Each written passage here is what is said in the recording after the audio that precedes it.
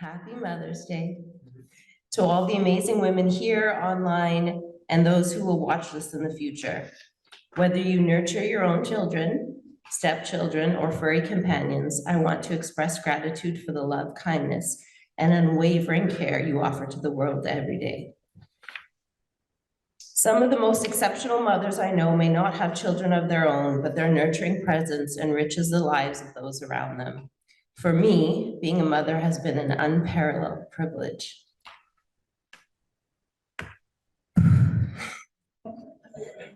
I am profoundly grateful to you three.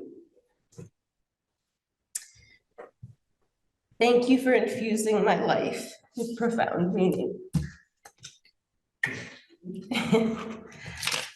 All right. Welcome to the Center of Love, a community of like-hearted people who agree that more unites us than divides us. That what divides us is superficial and arbitrary, while what unites us is deep and enduring. We come together to receive support, to inspire and receive inspiration. We take turns, we alternate, teacher-student, student-teacher. In the words of the great Miss Frizzle, we take chances, make mistakes, and get messy. We get vulnerable, sometimes uncomfortable. We sit with it together, and it is a great honor and privilege to be doing this with each of you every second Sunday. As many of you know, my name is Candace, and I'm one of the co-founders of this amazing community. Today, I'm hosting for Oliver, my husband, who will be talking to us about the Christ conspiracy. Ladies, gentlemen, children, and human beings, this could be pulled straight from a Dan Brown novel. The Christ Conspiracy, a plot to obscure, distort, and distract from the original and essential message of Christ. Whoa. But before we get to that, a little disclaimer. What is shared here isn't the gospel truth. It isn't the way it is. No one who gets up here and talks has all the answers or pretends to. It's a never-ending dance, and we're just dancing together, exchanging moves. The purpose of these talks is to stimulate thought, feeling, and growth. And this can and often does happen when we disagree and agree on certain things. This is why we describe ourselves as like-hearted. We don't need to agree on everything. The goal is to listen deeply and as openly as we can to receive each other's truths. This act alone relieves a massive burden. Being heard is a great gift. Good morning. Being heard is a great gift, and it is our goal here to hear each other. And so when Ollie comes up here and opens his big, beautiful mouth, don't hold it against him. He doesn't believe everything he says. However, he does truly enjoy playing around with ideas and exploring interesting avenues. With that, I'd like to invite Kiana to the pulpit for the opening words, or for additional opening words. Being forced to do this, so y'all better clap real loud once I'm done. Okay. One of the main functions of organized religion is to protect people against a direct experience of God. Carl J. Jung. Where religion can also be facilitate the direct experience of God, it's on us to use religion and not be used by it.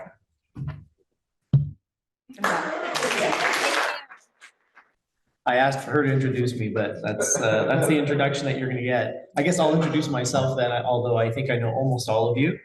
My name is Ollie Belisle. I identify as light, and my pronouns are I am. I am one of the co-founders of this awesome community, and I call myself a spiritual explorer and a spiritual tour guide.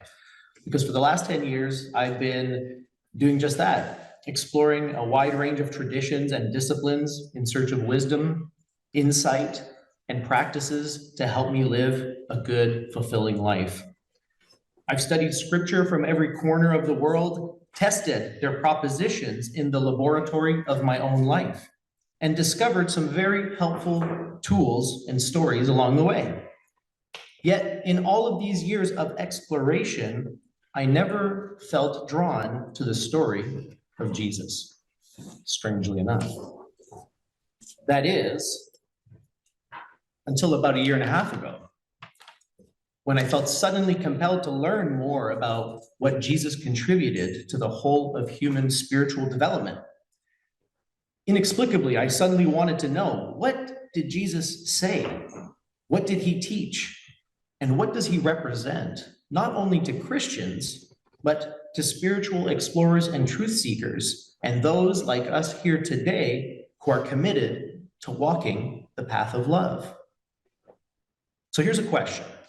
How does a guy like me, with no religious upbringing or background and no formal scholarly training on the subject, go about getting to know Christ?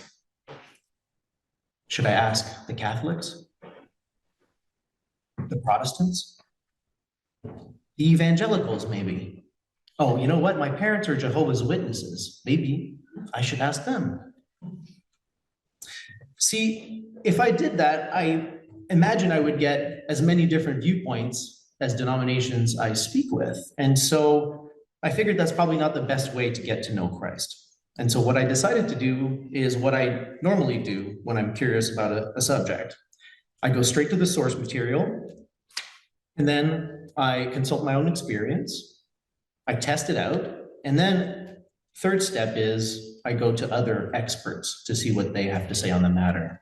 I always start with my own experience of the text before. I try to go in with fresh eyes without any preconceived notions. So that's what I decided to do. I decided to go to the book that all Christians base their faith upon, the Bible. Now, for anyone who isn't familiar, the Bible can be divided in two. There's the Old Testament, which is about Genesis and Moses and the Ten Commandments and the prophets, AKA the old Jewish way. And then there's the New Testament, Jesus, and the new universal way that he attempted to bring. Now, most Christians take the Bible as a whole, which makes sense, but for my purposes and in my exploration, I decided to try and get to the heart of the matter. So I skipped the Old Testament altogether. And here's why. Because Jesus is the culmination and the fulfillment of the Mosaic law. So if I want to know anything about the old way, I can just go to Jesus and see what he tells me, because he's the fulfillment of that section of the book. Everything you need to know about the Old Testament, Jesus should be able to tell us. He also was prophesied. The prophets foretold his coming, which is cool. We get it. He's the one. But for my purposes, I'm not interested to know if he fulfilled prophecies. I just wanted to know, what did he actually teach? What was his message, right? So what I did is I took the New Testament, and again, the New Testament is divided into two as well. There's the four Gospels, which tell you the story of Jesus, and then there's a bunch of letters from an early Christian influencer named Paul. And over half of the New Testament is Paul's letters to early Christian congregations. So again, very interesting insights into what the early Christian movements were all about, what they were discussing and disagreeing on and agreeing on, but not directly related to what Jesus said. It was hearsay. And so while I found that interesting, what I decided to do was focus on the four Gospels so that I could see the story of Jesus, the words attributed to him, and the example that he gave with his life. So with that in mind, I took these writings at face value. And as I said, I tried to go in without any prior knowledge, without any preconceived notions that I might have carried from other exposures to Christianity or anything else. I just wanted to go in and see exactly what this guy is all about. And so today, I'd like to share some of the things that I learned that I found surprising and interesting, and also that I think might be pertinent to our community and our mission as a community. And please note that in the next 5-10 minutes, I'm like scratching the surface. There's a lot to this, and it's actually enough to write a whole book, which I plan on doing. But this, I want to focus on the parts that are relevant to the center of love and to us today. So the first thing that stands out to me is the way Jesus opposed the established religious order and authorities of his day. His mission seems to me to have been one of reformation and liberation. He was trying to relieve the burden of the old way, the Mosaic law, with its many rules and rituals. And he tried to do this by boiling it all down to the most essential and universal aspects of that tradition. He was trying to remove the middleman, so to speak, and all the non-essential stuff that gets in the way so that people can have a direct personal experience of the divine, a relationship with the Father, to use the vernacular of this book. And he modeled this relationship for us, and he gave us step-by-step instructions on how to cultivate that relationship with the divine ourselves. How many people here would like to have a direct personal relationship with God, or Tao, or nature, or source? You pick the name. They're all pointing to the same reality. So if this is interesting to you, if you would like to have that kind of relationship with the divine, then Jesus offers a compelling example, and his story has a lot to offer us because he models this relationship himself. Now, naturally, by trying to get rid of the middleman, he offended and made the religious authorities, who were the middlemen, quite upset with him.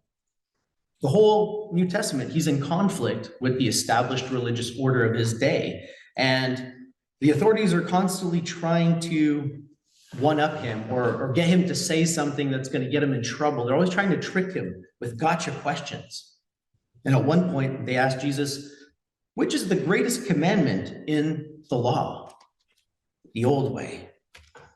And Jesus declares, love the Lord your God with all your heart, and with all your soul, and with all your mind. This is the first and greatest commandment. And the second is like it. Love your neighbor as yourself. So when the priests ask him, essentially, what's the most important thing in the Old Testament? The most important thing, what does it boil down to? Jesus' answer is, it boils down to love. That's the essence of the old way, according to Jesus. So I imagine that message resonates with this audience, with this community, and our commitment to lead with love and live in love. It begs the question, too, if I'm supposed to love my neighbor the same way I love myself, what do I do if I don't love myself? So this commandment that Jesus issues, it actually opens the door to the question of self-love, which, as we all know, is crucial to our spiritual development and growth. At other times, Jesus seems to promote an explicit reversal of the old way. He says he's here to fulfill and complete it, but sometimes it sounds like he's saying, actually, you know what? Do the opposite of that. So that's an interesting one. He says, you've heard it said, eye for an eye, tooth for a tooth. But I tell you, do not resist an evil person. If anyone slaps you on the right cheek, turn to them the other cheek also. So you see, the old way is if you hit me, I'm going to hit you back. Jesus says, that's what you've heard, but that's not the way it should be. There's a better way. And in this, he's not alone. All the wise masters understood that the cycle of fear must be broken, that the pattern of division, conflict, and strife must be interrupted if disaster is to be avoided. Take Lao Tzu, for example, one of my favorite teachers. He says, someone must risk returning injury with kindness, or hostility will never turn to goodwill. If nobody's willing to take the high road and return injury with kindness, the cycle continues. Or maybe take Siddhartha Gautama, the one we call the Buddha. He says, in this world, hate never yet dispelled hate. Only love dispels hate. This is the law, ancient and inexhaustible. You didn't know that one, side. They all agree. This is universal. Carrying a grudge leads to everlasting destruction. The wise preach forgiveness and letting go. Elsewhere, Jesus takes it one step further. You think you got this love thing handled, do you? Love God? Check. Love yourself? Check. Love your neighbor like you love yourself? Check. Well, are you ready for the next step? Love your enemy. Love my enemy. Why would I do that? It's my enemy. I don't know if any of you grapple with this question. I've contemplated it many times. Intellectually, I know to break the cycle, we have to do something differently, but it took me a long time to actually understand in my heart, or at least to make it work for me in my heart, because I always associated this commandment with a form of weakness or passivity. Love your enemy. No way, I want to vanquish my enemy. But Jesus was very wise, and he understood that the only way, the only surefire way to vanquish your enemy is to love your enemy. Because when you love your enemy becomes your friend and is no longer your enemy. I don't know, maybe I'm just pulling things out of a hat here, but that seems pretty profound. You want to get your enemy, you want to get rid of your enemy, love your enemy. Whoa. Only love can overcome animosity. It's an irresistible force.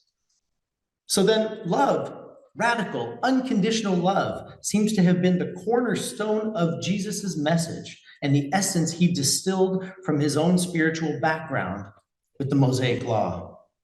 What I'm trying to say here, my friends, is that Jesus is one of our guys, like Jason Mraz, a friend of the center. He doesn't know it, but he's one of ours, absolutely, without a doubt. Oh, he knows it. He knows it. Jason? No. Jesus. Yes, of course, he would. He would. So that's the impression that I got of Jesus, a man on a mission to unify people by preaching a universal message. Universal meaning applicable to everyone. Because before this, religion, race, and culture, they were all kind of tied up together. And Jesus sought to overcome these divisions. And I think ultimately to make humankind whole. And that's also the goal of this community, to bring people together with love and in love.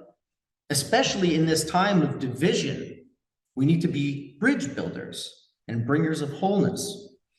We need to hear and show up for each other.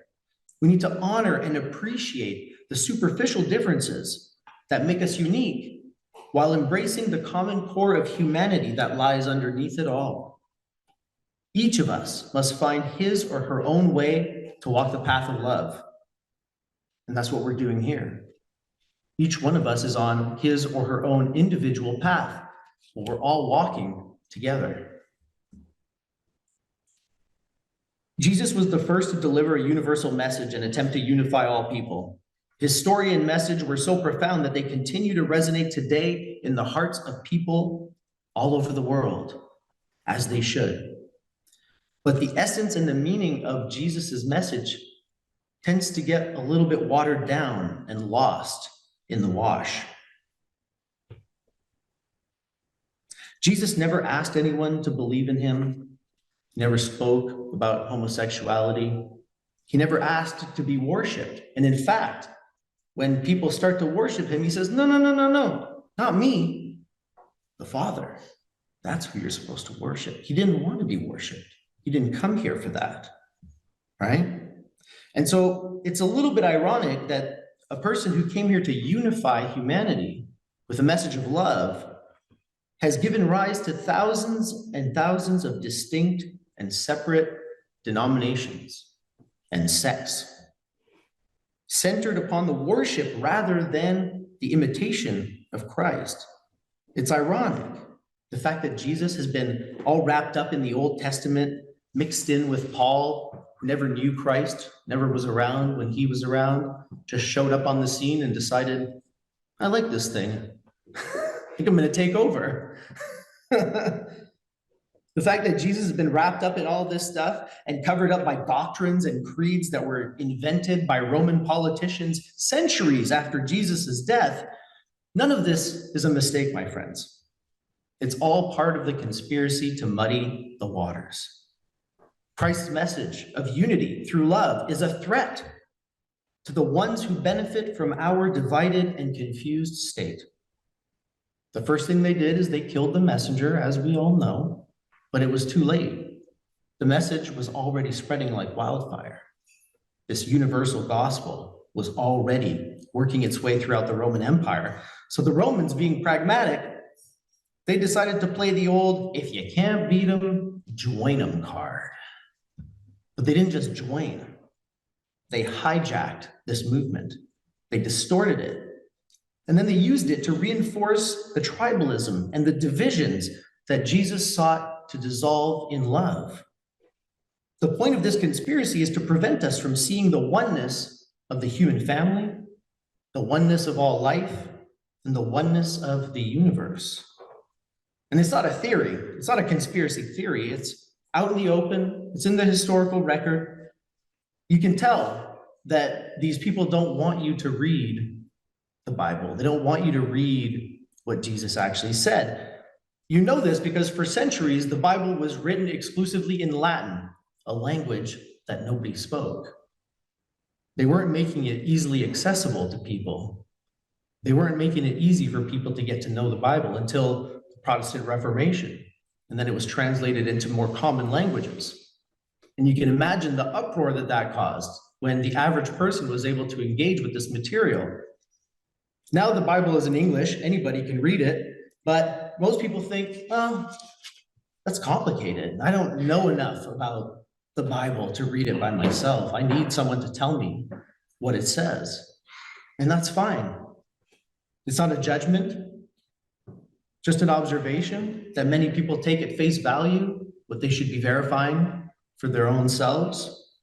Not everyone has the time or the inclination to engage with these texts, but I want you to know that these texts are waiting for you. And should you ever want to know what they say, their answers will be made available to you when you are ready to read them.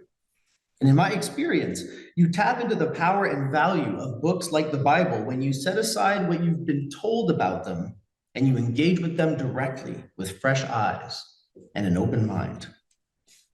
Don't accept secondhand accounts, especially mine. Everything that I've said today, you should go and verify because I'm just one dude telling a story. Scripture is like a personal conversation with God, and you can start that conversation anytime. And I strongly encourage you to start it today if you haven't already.